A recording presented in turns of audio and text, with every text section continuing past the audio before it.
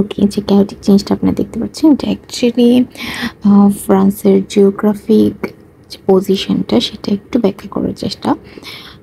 আমি জিওগ্রাফি নিয়ে একটু ইন্টারেস্টেড ছিলাম অ্যান্ড আমি কিছু ভিডিও দেখি অ্যান্ড আমার ফ্রান্সের জিওগ্রাফি অ্যাকচুয়ালি অনেক ইন্টারেস্টিং লেগেছে, তো আমি ভাবলাম যে শেয়ার করা যাক। তো মনে করেন যে এটা হচ্ছে ফ্রান্স। এটা যদি ফ্রান্স হয়, ফ্রান্সের জিওগ্রাফিক যে পজিশনটা সেটা খুবই ইন্টারেস্টিং। ইন্টারেস্টিং কেন? কারণ ফ্রান্সের একদম পরে আমরা দেখতে পারি যে স্পেনের পর যেটা, এটা হচ্ছে পুরো ইউরোপ আপনি ধরেন নেন। ইউরোপের যে একদম লাস্ট মাথাটা হচ্ছে স্পেনের পর আপনারা দেখতে পাচ্ছেন যে আফ্রিকার এই জায়গায় এখানে লিটারেলি 14 কিলোমিটারের মাত্র ডিস্টেন্স, যদিও এখানে প্রায় 900 মিটারের মতো গভীরতা এখানে যে সমুদ্রতে, সেজন্য এখানে ব্রিজ তৈরি করাটা অনেক টাফ। এটাও একটা কারণ যে এখানে ব্রিজ অ্যাকচুয়ালি তৈরি করা হয় না, যাতে আফ্রিকা থেকে মানুষ এখানে ইমিগ্রেট হয়ে না যেতে পারে। জিনিসটা খুবই ইন্টারেস্টিং যে একটা ইউরোপ অ্যান্ড আপনার আফ্রিকার মধ্যে ডিস্টেন্সটা খুবই কম, প্রায় 14 কিলোমিটারের মতো একটা ব্রিজ দিয়ে এটা কানেক্ট করা যেতে পারতো। এখন কথা হচ্ছে এটা যদি ফ্রান্স হয়, এটা হচ্ছে স্পেন অ্যান্ড এই এই যে পজিশন ফ্রান্সের এই জায়গায় অ্যাকচুয়ালি খুব ইন্টারেস্টিং একটা জিনিস আছে। ফ্রান্সের এই জায়গার মধ্যে অ্যাকচুয়ালি কিছু মাউন্টেন রেঞ্জ আছে। মানে এখানে সেই পর্বতমালার নাম হচ্ছে পাইরেনিস মাউন্টেন রেঞ্জ হচ্ছে স্পেন এবং ফ্রান্সের মাঝখানে। তো স্পেন থেকে যদি আপনি ফ্রান্সে যেতে চান এই পথ ধরে, সেটা খুবই একটা ডিফিকাল্ট একটা জিনিস হয়ে যাওয়া। And that's why actually Africa থেকে মুসলিমরা যখন স্পেন দখল করে তখন ফ্রান্স তার দখল করতে পারতো, জাস্ট এই মাউন্টেন রেঞ্জটা পার করে যথেষ্ট টাফ ছিল। এই জন্য মুসলিম যে শাসকটা ছিল তার ফ্রান্স দখল করা তাদের পক্ষে তেমন একটা সম্ভব হয়নি। তো এদিক থেকে ফ্রান্স এই মাউন্টেন রেঞ্জের জন্য যথেষ্ট প্রোটেক্টেড থাকে। আবার যদি আপনারা এদিকে চিন্তা করেন, যদি আমি আপনাকে একটু ভালো করে দেখাচ্ছি, ফ্রান্সের পাশে যে ইটালির যে সাইডটা আছে, ইটালির সাইডে আবার একটা দেখা যাচ্ছে যে আরেকটা মাউন্টেন রেঞ্জ আছে, সেটা হচ্ছে পৃথিবীর সবচেয়ে বড় মাউন্টেন রেঞ্জের মধ্যে একটা, সেটা হচ্ছে আল্পস পর্বতমালা, যেটা আমরা জানি আল্পস মাউন্টেন রেঞ্জ। তো দেখা যায় যে ইতালির সাইডেও ফ্রান্স অনেকটাই সুরক্ষিত থাকে। এখন তাহলে এইদিকেও সুরক্ষিত, এদিকেও সুরক্ষিত। এখন তার প্রবলেমটা কোন জায়গায় হয়? প্রবলেমটা হয় এই সাইডে, জার্মানির সাইডে। অ্যান্ড জার্মানির সাইডে এই জন্য দেখা যাচ্ছে যে জার্মানি ফ্রান্সে খুব ভালো একটা যুদ্ধ লাগতো সবসময়। অ্যান্ড জার্মানি অনেকবার, প্রায় 2-3বারের উপর ফ্রান্সের উপর আক্রমণ করে দ্বিতীয় বিশ্বযুদ্ধ এবং তার আগেও। তো ফ্রান্সের যে প্রোটেক্টিভ সাইড সেটা দেখা যায় যে এই সাইডেরটাতে একটু আনপ্রোটেক্টেড। এই বাউন্ডারি রেঞ্জগুলোর জন্য এদিকে তাদের খুব বেশি একটা টেনশন করতে হয় না। এখন এসে যদি আর জিওগ্রাফিক্যাল পজিশন আমরা যদি দেখি, ফ্রান্সের জিওগ্রাফিক্যাল পজিশন খুবই খুবই একটা সুবিধাবাদী পজিশন। সুবিধাবাদী পজিশন কেন সেটা যদি আমি বলি, ফ্রান্সের একদম উপরের সাইড যদি বলি, সেটা হচ্ছে নর্থেন সি। ওর এটা থেকে যদি আমার এখানে ম্যাপটা একদম পারফেক্ট না, আপনারা ওয়ার্ল্ড ম্যাপ দেখলে বুঝতে পারবেন যে একদম উপরের দিকে হচ্ছে নর্থ সি, তারা সেটাকে অ্যাক্সেস করতে পারে ফ্রান্স থেকে। আবার এই সাইডে হচ্ছে তাদের মেডিটেরিয়ান সি। তো দেখা যাচ্ছে তারা দুইটা নর্থেন সি মেডিটেরিয়ান সি দুইটাকেই তারা কি করতে পারে? অ্যাক্সেস করতে পারে। দুইটার দিক থেকেই মোটামুটি সমান। এখন এখন ধরেন আপনি এই দিক থেকে কোনো একটা পণ্য আসবে, তাহলে পণ্যটা কোন দিক থেকে আসবে? ধরো নর্থেন সি হয়ে এই যে ইংলিশ চ্যানেল, যেটা হচ্ছে ইউকে আর ফ্রান্সের মাঝামাঝি বরাবর, ইংলিশ চ্যানেল হয়ে ধরেন যে ক্যালটিক সি দিয়ে আসলো, তারপর হচ্ছে বে অফ বিস্কে দিয়ে আসলো। এসে তারা এই যে এই জায়গাটা, এই যে ছোট্ট যে জায়গাটা, যেটা হচ্ছে স্পেন বা ইউরোপ এবং আফ্রিকার মাঝামাঝি, সেটাকে বলা হয় স্টেট অফ জিব্রাল্টার। খুবই ছোট জায়গা। এই 14 কিলোমিটার এই জায়গা দিয়ে এসে তার কি করতে পারবে? যদি ধরেন আপনার মিডল ইস্টের দিকে যেতে হয়, তাহলে মিডল ইস্টের এই দিকে সুয়েজ ক্যানাল হয়ে এখানে হচ্ছে রেড সি হয়ে তারা এদিক থেকে গিয়ে দেখা যায় যে আপনার এশিয়ার দিকে যেতে পারবে অথবা মিডল ইস্টে যেতে পারবে। তার মানে হচ্ছে একদম উপরের দিক থেকে এসে ফ্রান্সের এই যে লাইনটা, ফ্রান্স নেই, এদিকে মোটামুটি সব পণ্য আসা যাওয়া করে এসে হচ্ছে মিডল ইস্ট দিয়ে তারা এশিয়াতে একটা অ্যাক্সেস পাচ্ছে। এই লাইনটা অবভিয়াসলি ফ্রান্স এখানে একটা বড় সুবিধা গ্রহণ করতে পারে, যেহেতু এই জিনিসগুলো ফ্রান্সে খুব কাছাকাছি প্রবেশ করে। আরেকটা জিনিস হচ্ছে এখান দিয়ে ফ্রান্সের এই রাস্তা ঘোরার দরকারও পড়ে না অনেক সময়, কারণ হচ্ছে ফ্রান্স চাইলে এই দিক দিয়ে মেডিটেরিয়ান সি হয়ে সরাসরি সুইস ক্যানেল হয়ে তারপর হচ্ছে এশিয়াতে যেতে পারে, মিডল ইস্টে যেতে পারে। আরেকটা জিনিস করতে পারে ফ্রান্স হচ্ছে মেডিটেরিয়ান সি দিয়ে ইটালি এই দিক দিয়ে, এই যে এইদিকে যারা ইউক্রেন আছে, রাশিয়া আছে, সেদিক দিয়ে ব্ল্যাক সি হয়ে তারা এই দিকের অ্যাক্সেসটাও পেতে পারে। আবার এই দিক থেকে আসলে ফ্রান্স হবে। ফ্রান্সের এখানে আবার আরেকটা জিনিস হচ্ছে, এখানে একটা নদী আছে ফ্রান্সের, খুব বড় একটা নদী, সেটা হচ্ছে রাইনা নদী দিয়ে দেখা যায় যে এই যে বেলজিয়াম আছে, নেদারল্যান্ড আছে, জার্মানি আছে, এটা কিন্তু কাইন্ড অফ ল্যান্ডলক এই দিক দিয়ে।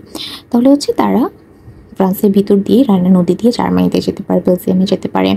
তাহলে এখান থেকে যদি কোনো পণ্য আসতে চায়, পণ্য মেডিটেরিয়ান সি হয়ে, ফ্রান্স হয়ে, এখানে রায়না নদী হয়ে তার বেলজিয়াম, নেদারল্যান্ড, জার্মানি এগুলোতে তার যেতে পারে। ইনফ্যাক্ট আমরা যে এখনকার যে ইউএ চিনি, যেটা হচ্ছে ইউরোপিয়ান ইউনিয়নের যে ইন্সপিরেশন বলবো সেটা কিন্তু এদেরকে দিয়েই ছিল।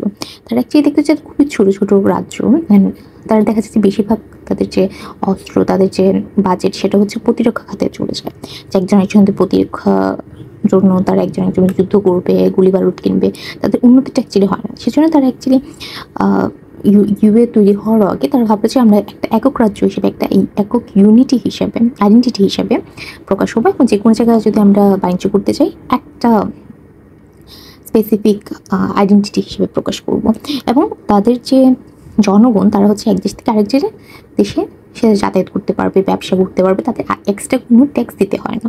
মানে ট্যাক্স দিলেও দেখা যায় যে তাদের ব্যবসা করা সব কিছু খুবই ইজি হয়ে যায়। এবং তারা যখন অন্য দেশের সাথে, সাপোজ এরা ধরেন ইউকের সাথে যখন কন্ট্যাক্ট করে, তখন এই টিমের মধ্যে ছিল না, তখন তারা একটা দেশ হিসাবে আপনার মধ্যে পারফর্ম করে। যদি বাংলাদেশের সাথে তারা কোনো কন্ট্যাক্ট করতে চায় তখন এই দল হিসাবে কন্ট্যাক্ট করে। ইনফ্যাক্ট এখনও যখন বাংলাদেশ ইউএর ভুক্ত কোনো দেশের সাথে চুক্তি করে তখন দেখা যায় যে ইউএর সাথে বাংলাদেশ চুক্তি করে, স্পেসিফিক দেশের সাথে করে না, কারণ পুরো দেশটা মিলে একটা স্পেসিফিক আইডেন্টিটি তৈরি করে। এই কনসেপ্টটা, ইউএর যে কনসেপ্ট, এটা কিন্তু ফার্স্টে এই কয়েকটা দেশ মিলেই তৈরি হয়েছিল। পরে সেটা তাদের কাছে মনে হয় যে হ্যাঁ আসলেই তো, কারণ ইউরোপের দেশগুলো খুবই ছোটো ছোটো দেশ, তো দেখা যায় যে ইউরোপে প্রত্যেকটা দেশ মিলে একটা ইউনিটি তৈরি করে সেটা পরে ইউএ হয়। আচ্ছা, এখন আমরা যেটা দেখেছিলাম, তো তাদের কি হচ্ছে এক দেশ থেকে এক দেশে যে বাণিজ্য করতে যে পণ্য যাচ্ছে, তো সবারই অ্যাকচুয়ালি সুবিধা হতো। এখন আরেকটা জিনিস সেটা হচ্ছে তাহলে আমরা এদিক থেকে অ্যাক্সেস পেয়ে যাচ্ছি ফ্রান্সের মাধ্যমে, অন্যান্য দেশে পেয়ে যাচ্ছে। আবার ফ্রান্স হচ্ছে এই দিক দিয়ে সুইস ক্যানেল বরাবর এশিয়াতে অ্যাক্সেস পাচ্ছে। ইনফ্যাক্ট ফ্রান্সে এখানে না অনেক ছোটো ছোটো কিছু দ্বীপ আছে যেখানে থেকে তারা মনিটর করেছে এই এশিয়া, এই সেই, এগুলো কিন্তু ছোটো ছোটো দ্বীপ, যেগুলো হচ্ছে ফ্রান্সের আন্ডারে। ঠিক ব্রাজিলের দিকে, ধরুন এটা আফ্রিকা, এখানে হচ্ছে আটলান্টিক সি, অ্যান্ড এদিকে কি আমেরিকা, ইউরোপ, এখানে হচ্ছে ধরুন ব্রাজিলের সাইডেও কিন্তু ফ্রান্সের একটা অঙ্গরাজ্য আছে। তো ফ্রান্স যদি আপনি চান ওইদিকেও আমেরিকার সাথে যদি কন্ট্যাক্ট করতে চায়, তাহলে ফ্রান্স কী করবে?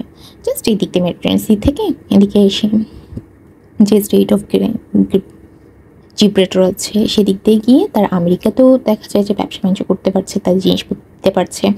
আবার তারা চাইলে মিডল ইস্টে যেতে পারছে, আফ্রিকায় তো যেতেই পারছে, দেন আবার এশিয়াতে করতে পারছে, আবার এদিকে রাশিয়ার দিকে যেতে পারছে। অ্যান্ড ইউরোপের সাথে এদিক থেকে যদি মেন ইউরোপে তারা কন্ট্যাক্ট করতে চায়, তাহলে তো অবভিয়াসলি তাদের এই যে মেডিটেরিয়ান সি দিয়ে ফ্রান্সের মাধ্যমে এদিকে নর্দার্ন যে ইউরোপিয়ান কান্ট্রি আছে সেদিকেও তারা যেতে পারছে।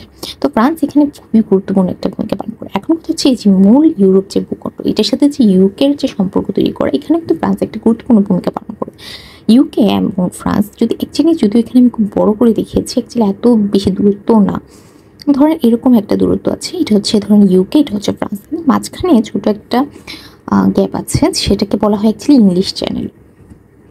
সেই ইংলিশ চ্যানেলে করা হয় কি, যে এটার যে একদম ইউকের যে লাস্ট লাইন ধরেন এখানে, তো এটা হচ্ছে ফলকেনস্টন, এবং সেটার সাথে ফ্রান্সের যে শহর আছে সেটা হচ্ছে ক্যালিস, সেটার তারা একটা সংযোগ করে দেয়। এবং তারপর সেখান থেকে আমরা লন্ডনের দিকে যাই, এদিকে হচ্ছে আবার একটা মিডল পয়েন্ট থেকে এখানে লাইন করে দেওয়া হয়, রেল লাইন করা হয়, এবং তারপর হচ্ছে প্যারিস। আবার এই জায়গা থেকে বেলজিয়াম সরাসরি একটা লাইন করে দেখা যাচ্ছে কি ইউকের সাথে, তার মানে ফ্রান্সের এই যে ছোট্ট একটা জায়গার সংযোগ করার মাধ্যমে ইউকে আপনার মেন যে ইউরোপ ভূখণ্ড সেটার সাথেও দেখা যাচ্ছে কানেক্টেড হয়ে গেছে। এবং কিসের মাধ্যমে কানেক্টেড হচ্ছে? ফ্রান্সের মাধ্যমে। তাহলে কি ফ্রান্স এখান থেকে চাইলে এই দিক বরাবর আপনার এই যে স্ট্রেট অফ জিব্রাল্টার দিয়ে চাইলে এদিকে আমেরিকায় তো আপনার পণ্য পাঠাতে পারে। আবার ফ্রান্স হচ্ছে ফ্রান্সের মাধ্যমে মূল যে ইউরোপ ভূখণ্ড সেটার সাথে ইউকের বা গ্রেট ব্রিটেন, যেটা আমরা বলি গ্রেট ব্রিটেনের একটা সংযোগ সাধিত হয়। আবার হচ্ছে এটার মাধ্যমে সে আফ্রিকাতে যেতেই পারে, এদিক থেকে সোজা চলে যাবে, সুইস ক্যানেল দিয়ে সে মিডল ইস্টের সাথে সম্পর্ক করতে পারছে, এশিয়ার সাথে সম্পর্ক করতে পারছে। অ্যান্ড একই সাথে দেখা যায় যে সে ব্ল্যাক সিতে আপনার ব্ল্যাক সির মাধ্যমে যে রাশিয়ান অ্যান্ড ওইদিকের যে কান্ট্রিগুলো আছে সেগুলোও সে অ্যাক্সেস করতে পারছে।